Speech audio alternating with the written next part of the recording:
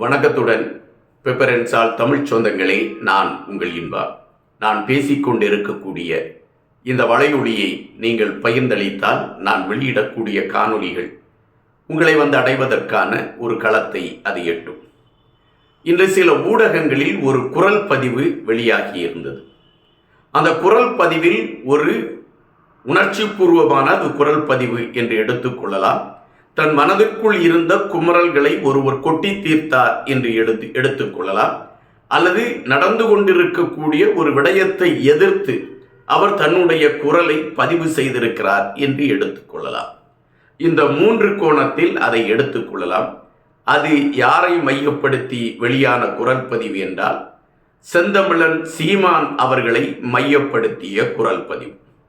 அந்த குரல் பதிவில் ஒரு இயக்கத்தில் இருந்த ஒரு முன்னோடி அந்த இறுதிக்கட்ட களத்தில் என்று போராடி சிறையில் சென்று சிறையில் இருந்து அவர் மீண்டு வந்து இப்பொழுது இயக்கம் சார்ந்த கருத்துக்களை அவர் பதிவிட்டிருக்கிறார். அவர் சிறையில் இருந்த காலகட்டத்தில் அவர் சிங்கள ஆட்சியாளர்களோடு நெருக்கம் காட்டி சிங்கள ஆட்சியாளர்கள் கொடுத்த சில விடயங்களை நிறைவேற்றுவதற்கான களத்தை அவர் எடுத்துக்கொண்டார் என்ற குற்றச்சாட்டு அவர் மீது இருந்ததாக அவரை குறிப்பிடுகின்றார்.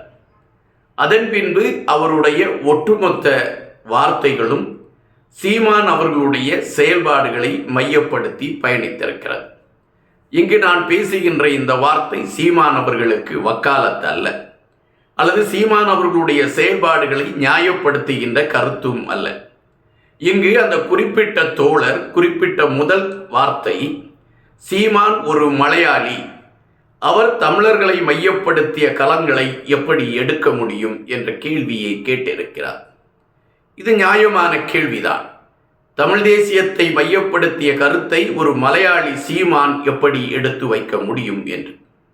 இங்கு சீமான் மலையாளியா என்கின்ற விடயத்தில் பல கேள்விகள் இருக்கின்றன. அந்த கேள்விக்குள் நாம் போக விரும்பவில்லை. ஆனால் தமிழகத்தில் இருக்கக்கூடிய, தமிழகத்தில் தமிழ் சார்ந்த விடயங்களை பேசிக்கொண்டு இருக்கக்கூடிய பல தலைவர்கள் தமிழர்களே அல்ல என்பதுதான் வருத்தமான பதிவு. தோழர் அவர்களை குறித்து எந்த வார்த்தையும் பதிவு செய்யவில்லை என்கின்ற பொழுதே சீமான் மீது ஒரு குற்றச்சாட்டை வைக்க வேண்டும் என்கின்ற நோக்கோடு அவர் இந்த கருத்துக்களை பதிவிட ஆரம்பித்திருக்கிறார் என்பதை அந்த முதல் வார்த்தையிலே நம்மால் புரிந்து கொள்ள முடிகின்றன. சீமான் அவர்கள் மான்கறி சாப்பிட்டது அல்லது ஆமைக்கறி சாப்பிட்டது அல்லது அவர் பல வகையான உணவுகளை சாப்பிட்ட விடயங்களை குறித்து கதைத்த செய்திகளை அந்த தோழர் எதிர்த்திருக்கிறார். அது பெரும்பாலான தமிழர்கள் எதிர்க்கக்கூடிய ஒரு நிகழ்வுதான். காரணம், ஒரு இனத்தின் விடுதலைக்காக போராடி கொண்டிருந்த ஒரு தலைவனை ஒரு குறிப்பிட்ட சமையல் செய்யக்கூடிய ஒரு மனிதர் போன்று கொண்டு வந்து நிறுத்தியது யாருக்கும் ஏற்புடையது இல்லை. ஆனால் 2009 பின்பார் தமிழகத்தில் அந்த உயரிய தலைவனுடைய புகைப்படங்களையும் அந்த உயரிய தலைவனுடைய பாதகைகளையும் குக்கிராமம் வரை கொண்டு சென்றதில் சீமானுக்கு முதல் பங்கு இருக்கிறது. அது யாராலும் மறுக்க முடியாது. காரணம், பெரிய ஒரு இக்கட்டு. அந்த இயக்கத்தை சார்ந்த பேசினாலோ அந்த இயக்கத்தில் இருக்கக்கூடியவர்களுடைய படங்களை கையில் வைத்திருந்தாலோ தேசிய விரோத சட்டம் அல்லது பயங்கரவாத சட்டம் பாய்கின்ற நிலைமை நீடித்து கொண்டிருந்த காலகட்டம். இப்பொழுது கூட வலையொலியில் அல்லது முகநூலில் அந்த இயக்கம் சார்ந்தோ அந்த இயக்கத்தின் தலைமையை சார்ந்தோ பேசிவிட்டால் உடனடியாக அந்த முகநூலில் இருந்து அது அப்புறப்படுத்தப்பட்டு விடுகிறது. இப்பொழுதே அந்த நெருக்கடி இருக்கக்கூடிய சூழலில் 2009 அந்த நெருக்கடி இன்னும் அதிகமாக இருந்தது. அந்த சூழலில் இளைஞர்கள் மத்தியிலே அந்த தேசிய தலைமையை கையில் எடுத்துக்கொண்டு ஒவ்வொருவருடைய மனங்களிலும் கொண்டு போய் அதை பச்சை குத்தியதில் சீமான் என்கின்ற அந்த மனிதனுக்கு முதலிடம் உண்டு. இன்று அரசியல் காழ்ப்புணர்ச்சியில் அல்லது அவருடைய வளர்ச்சியின் மீது கொண்ட எதிர்ப்பில் பலர் எதிர்மறையான கருத்துக்களை பதிவிடலாம். ஆனால் சீமான் அவர்களுடைய செயல்பாடுகள் அனைத்தையும் அங்கீகரிக்கக்கூடிய மனநிலையில் உள்ளவர்கள் அல்ல நாங்கள். ஆனால் 2009 இருந்து இன்று வரை அந்த தேசிய தலைமையை கிராமம் வரை கொண்டு சென்று அரசாங்கத்திலும் ஆட்சியாளர்களும் அகற்ற முடியாத அளவிற்கு அதை நிறுவியதில் சீமான் அவர்களுக்கு முதன்மையான பங்குண்டு. இது மறுக்க முடியாத ஒன்று. இரண்டாவது, இந்தியாவின் உளவுப்படை இயக்கத்தின் அடிப்படையில் சீமான் அவர்களுடைய செயல்பாடுகள் இருக்கிறது என்கின்ற கருத்தை எடுத்து வைத்திருக்கிறார்கள். உண்மையிலே இந்தியாவின் உளவுப்படை இயக்கத்தில்தான் சீமான் அவர்களுடைய செயல்பாடு இருக்கிறதா என்கின்ற பொழுது பல கேள்விகள் எழும்புகின்றன. இந்திரா காந்தி அம்மையார்கள் ஆட்சி பீடத்தில் இருந்த அந்த காலகட்டத்தில்தான் இயக்கத்தை உருவாக்கி இயக்கத்திற்கு ஆயுத பயிற்சி கொடுத்து இயக்கத்தை கட்டியமைத்து தமிழர்களுடைய உரிமை பாதுகாக்கப்பட வேண்டும் என்கின்ற களம் உருவாக்கப்பட்டதற்கு காரணம் தமிழகம்தான் முதல் காரணம். அதுபோல ஈழத்திலே தமிழர்கள் பாதிக்கப்பட்ட பொழுது, அவர்கள் வேதனையை சந்தித்த பொழுது, அவர்கள் நொந்து நின்ற பொழுது, அவர்களுக்கு எதிராக சிங்கள ஆட்சியாளர்கள் கொடூரம் காட்டிய பொழுது கொதித்தெழுந்து தன்னுடைய உயிர் தியாகங்களை செய்தது தமிழகத்தை சார்ந்த தமிழர்கள் தான்.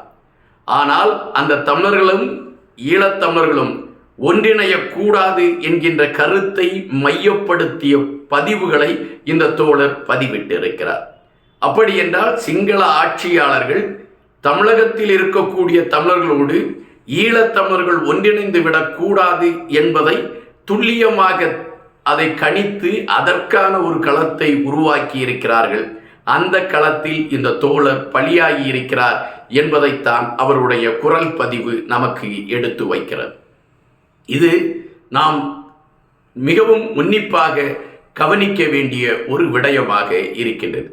இன்றைய சூழலில் ஈழம் சார்ந்த விடயங்கள் குறித்து பேசுவதற்கு அல்லது அதை குறித்து எடுத்து வைப்பதற்கு தமிழர்கள் மத்தியிலே ஒற்றுமை வேண்டும் என்கின்ற குரல் ஓங்கி ஒலித்து கொண்டிருக்கக்கூடிய சூழலில் உங்கள் அரசியலை நீங்கள் பேசுங்கள் என்றும் எங்கள் அரசியலை நாங்கள் பேசுகிறோம் என்கின்ற கருத்தை எடுத்து வைக்கக்கூடிய ஒரு சூழலை அந்த தோழருடைய குரல் பதிவு உள்வாங்கிக் கொண்டு இருப்பதும், அதனை ஒரு குறிப்பிட்ட இயக்கத்தை சார்ந்தவர்கள் நடத்துகிற வலையொலி அதை வெளியிடுகிறது என்கின்ற பொழுது இங்கு 1000 சந்தேகங்கள் எழும்பி விடுகின்றன.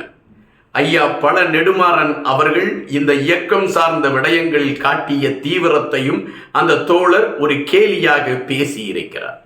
ஐயா பழ நெடுமாறன் அவர்கள் இந்த இயக்கத்திற்காக செய்த தியாகத்தை யாரும் குறைத்து மதிப்பிட முடியாது. அது களத்தில் நின்றவர்களானாலும் சரி, அந்த இயக்கத்தோடு பயணித்தவர்களானாலும் சரி, அவர்கள் அனைவருக்குமே தெரியும். அதுபோல ஐயா வைகோ அவர்கள் எடுத்திருந்த அந்த காலத்தில் அவர் எடுத்திருந்த இயக்கம் சார்ந்த நகர்வுகள் இன்று வரை பேசுபடு பொருளாகவே இருக்கின்றது. தமிழகத்தில் இருக்கக்கூடிய பெரும்பாலான தலைவர்கள் ஈழத்தின் ஒரு விடிவு, அதாவது தமிழர் தாயகத்தில் ஒரு விடிவு வர வேண்டும் என்பதில் முனைப்புடன் செயல்பட்டவர்கள், இரவு பகலாக தூக்கமின்றி செயல்பட்டவர்கள் என்பது மறுப்பதற்கு இல்லாத செய்தி. இந்திய அரசாங்கம் கொண்டு வந்திருக்கக்கூடிய பயங்கரவாதம், தடா போன்ற சட்டங்களை எல்லாம் மீறி பலர் சிறை சென்றிருக்கிறார்கள்.